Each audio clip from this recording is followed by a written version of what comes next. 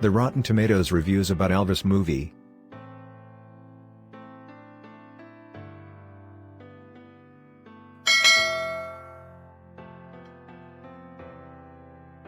Elvis Presley was an obvious legend in the field of music, but he also excelled in other forms of entertainment. Most notably, he appeared on screen numerous times throughout the 1950s, 1960s, and 1970s, establishing himself as a multimedia sensation. Despite his death in 1977, he continues to have thousands of fans throughout the world.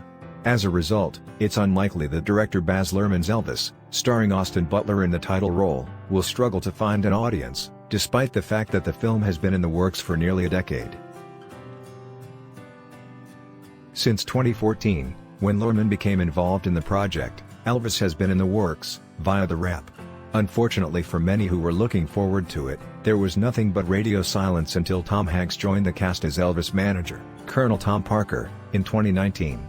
Following the announcement that Butler will play the King of Rock and Roll, the supporting cast was completed, and principal photography began in early 2020.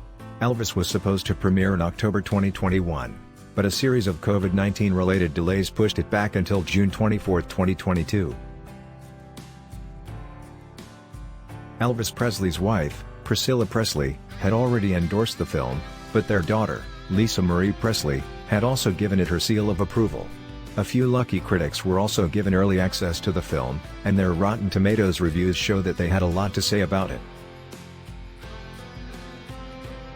Elvis is a hit thanks to Luhrmann's direction and Butler's performance. Elvis has a Rotten Tomatoes critic score of 76%, with the consensus that reads, "The typical rock biopic formula gets all messed up in Elvis, with Baz Luhrmann's sparkling energy and style wonderfully balanced by Austin Butler's exceptional lead performance." That's an impressive showing all around that the film didn't earn by chance. Many reviewers believe Elvis has a lot going for it that makes it such a hit. While it may take some time to warm up to Elvis, Matthew Toomey of the film Pi argues that once you do, you'll find it to be a deserving tribute to the music legend. Butler's portrayal of Elvis Presley is also a great selling point, according to him, and is worth the price of admission on its own. Jay Nelson of the Radio Times praises Butler as well, pointing out how Luhrmann's renowned bright, colorful approach would have been perfect for the show.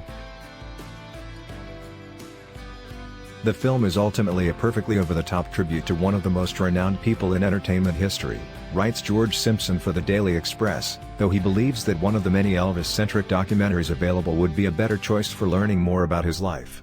Nonetheless, the film is ultimately a perfectly over-the-top tribute to one of the most renowned people in entertainment history, has all the makings of an Oscar favorite, according to Joan Ing-Soo of Awards Daily, particularly in terms of Butler's performance and the film's technical capabilities.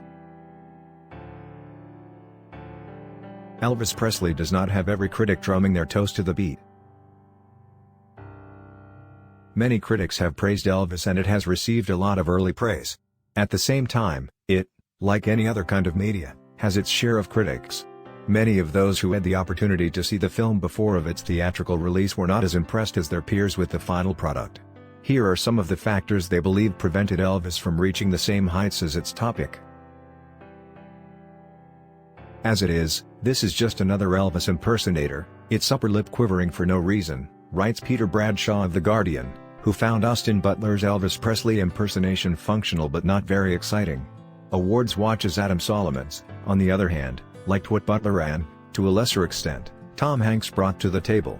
Nonetheless, they believe their efforts were insufficient to hold an otherwise disorganized feature together.